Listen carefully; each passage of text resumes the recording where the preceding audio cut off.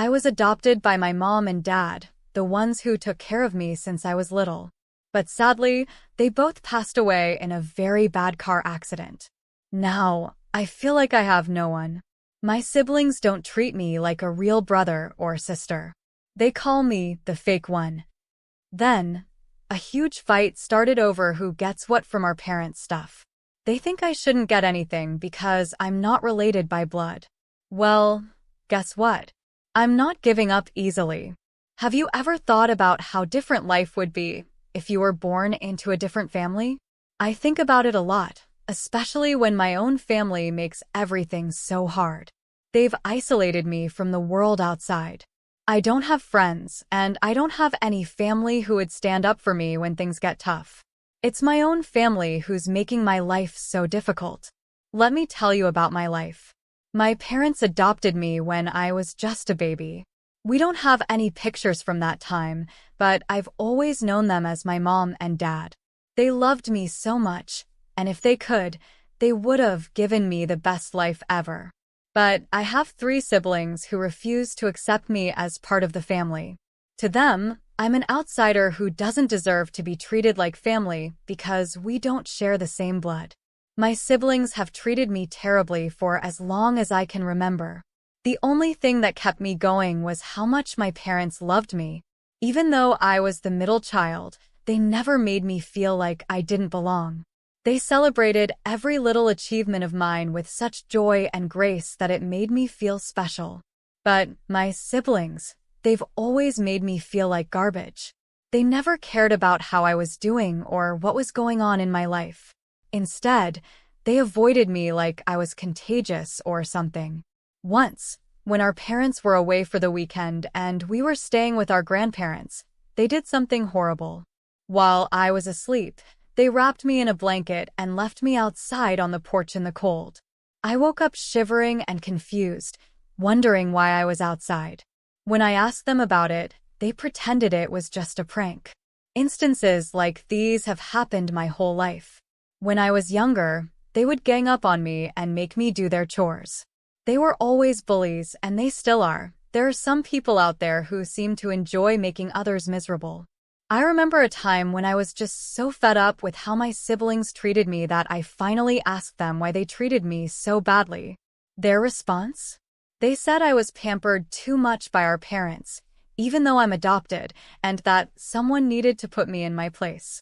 That's when I realized it was jealousy talking. Sure, Mom and Dad treated me differently, but I always thought it was because they saw how my siblings treated me like an outsider. I thought maybe it was their way of trying to bring the family together and make me feel wanted. But when I tried to explain this to my siblings, they didn't take it well. Instead, they spent the whole week playing pranks on me.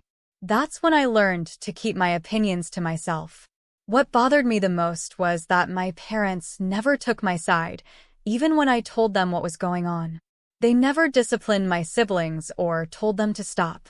Sure, sometimes they'd give them a glare in public, but most of the time they just ignored it and called it sibling rivalry. High school was the worst. We were all around the same age, so we were in the same grades. But while my siblings hung out together, I was always left alone. I'm a bit of an introvert, so I didn't have many friends. And whenever my siblings saw me sitting alone, they'd either sneer at me or laugh. It wasn't the way siblings should treat each other, but I got used to it. They were bullies, plain and simple. They never did anything outright mean, but they made sure everyone knew I didn't fit into the family. And because our school was small, rumors spread fast. The other students were super judgmental, coming from families with very conservative views. Anything out of the ordinary was a big deal, and I was just tired of it all. But I had to accept it, because that's just how things were. Because my own siblings had the same mindset, they never let me forget that I wasn't really one of them because I didn't share their DNA. But strangely, it didn't bother me as much as they hoped it would. My lack of reaction seemed to annoy them even more. So, they decided to come up with something bigger. One day, I arrived at school to find everyone staring and whispering about me. It was confusing because while people did talk about my strained relationship with my siblings, it had never been this intense. When I got to class, my seatmate told me that my siblings had spread the rumor that I was adopted. Within hours, everyone knew that I wasn't biologically related to my siblings. That day was probably the toughest in my high school experience. People openly discussed my family situation, expressing confusion about why my siblings treated me so poorly. Some didn't care about my adoption and treated me the same as before. But there were many who weren't happy about adoption in general. One classmate asked me directly if the rumor was true, and it hit a nerve. I explained that I'd been with my family since I was a baby, and just because we didn't share the same blood didn't mean they weren't my family. But when my brother, who was in the same class, overheard, he denied it vehemently. It was clear where I stood with him, and the whole school wasn't treating me kindly.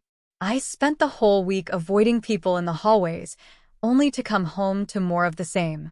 Frustrated beyond measure, I finally confronted my parents. I asked them to contact the adoption agency to either take me back or find my biological parents. Their panicked reaction turned into a big ordeal. My parents lectured my siblings on their behavior, but it only seemed to make them angrier. Mom tried to get them to apologize, but it felt empty. I was determined to find my real parents, so I sneaked into my dad's study to look for clues. Unfortunately, my sister caught me, and her anger was palpable. The tension in our family was still thick from the previous fight, and I didn't want to escalate things further. But the desire to know my true origins was consuming me, leading to more conflicts and secrecy within my own home. When my sister tried to drag me out of the study, I instinctively grabbed her hand to stop her.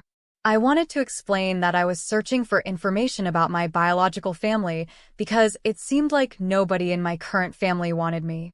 But instead of understanding, she took me straight to our parents' room and told them everything. The shock and disappointment on their faces is something I'll never forget.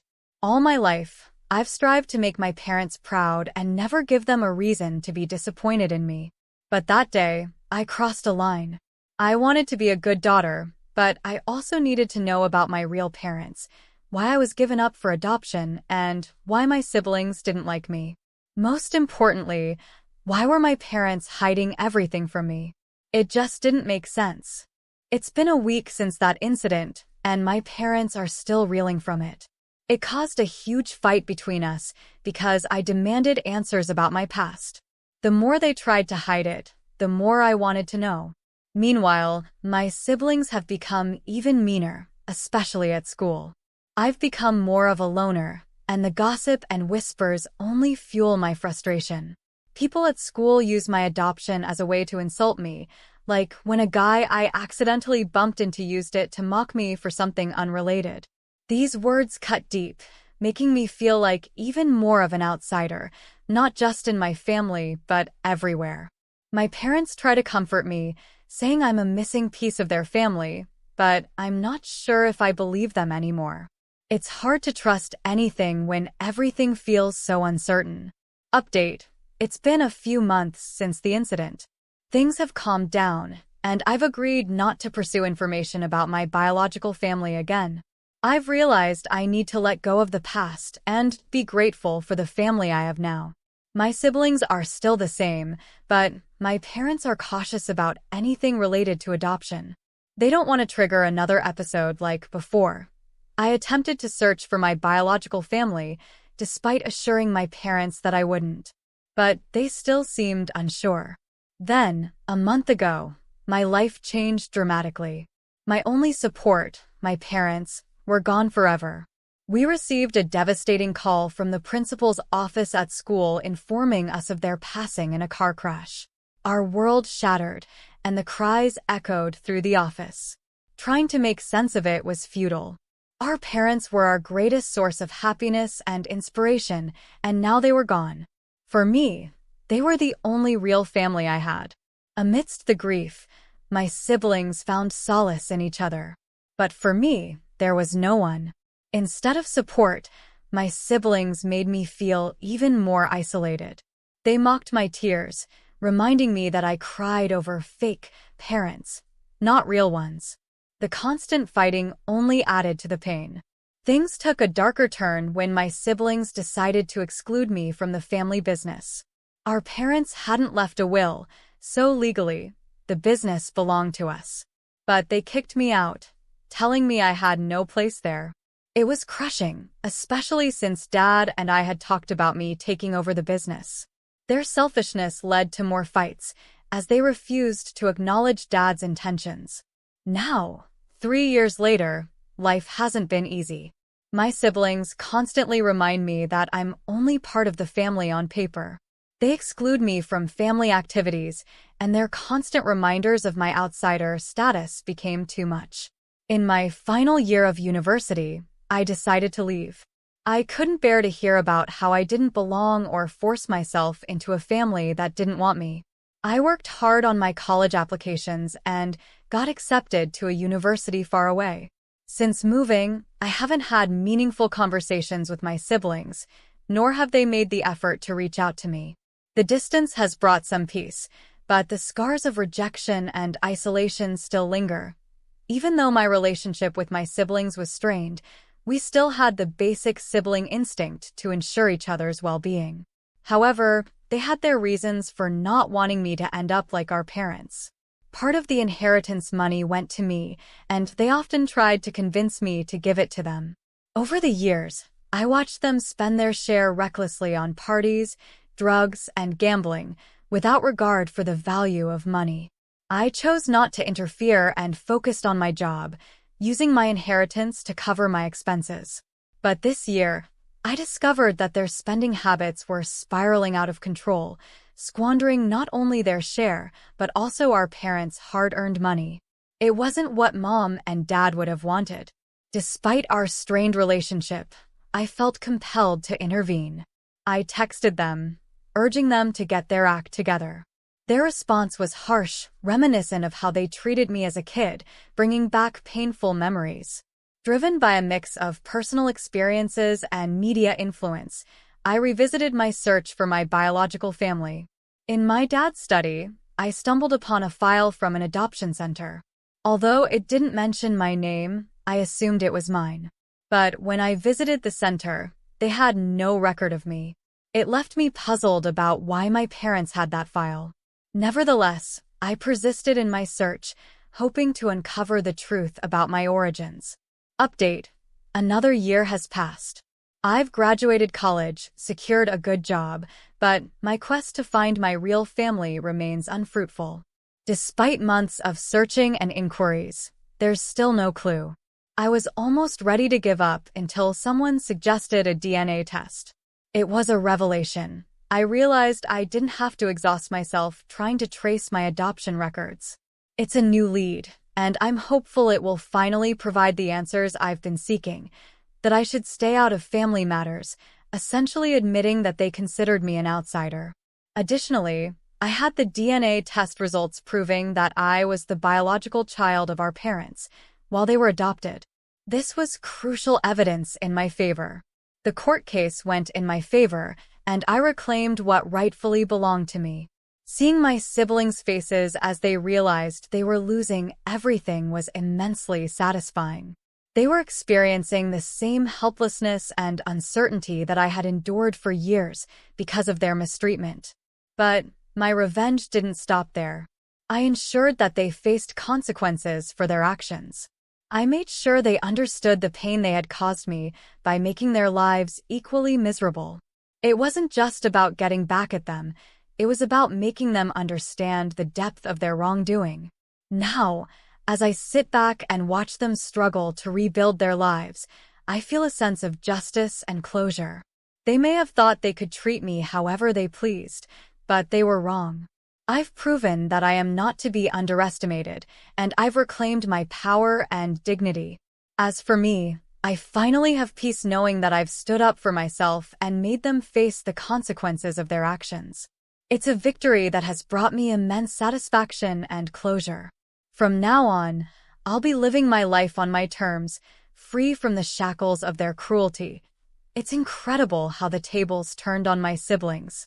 All along, they believed they were entitled to everything because they were the biological children, while I, the adopted one, was left out. Little did they know that their own biological status would be their downfall. Firstly, their belief in their biological connection to our parents led them to dismiss any possibility of me having a share in the family property. However, their assumption backfired spectacularly when it turned out that they were the ones who weren't biologically related to our parents, while I was. Secondly, when I provided evidence of their adoption and pushed for DNA testing, they were forced to confront the truth. The results confirmed what I already knew. They were adopted, and I was the biological child of our parents. Lastly, I sought support from our grandmother, despite our distant relationship. She understood the injustice I faced and agreed to testify in court, emphasizing the tradition of passing down properties to biological children. Her testimony strengthened my case significantly. Seeing the shock on my siblings' faces as the court ruled in my favor was immensely satisfying. Suddenly, everything they had hoped to inherit was rightfully mine. It was a powerful reminder that karma works its way around. Reflecting on this journey, it's astonishing how my siblings, despite growing up together, never learned to accept me as part of the family. Their jealousy and mistreatment only fueled my determination to seek justice. In the end, their actions led to their own downfall. What's your take on this story? It's a testament to the resilience of individuals facing adversity and a reminder that kindness and acceptance can go a long way.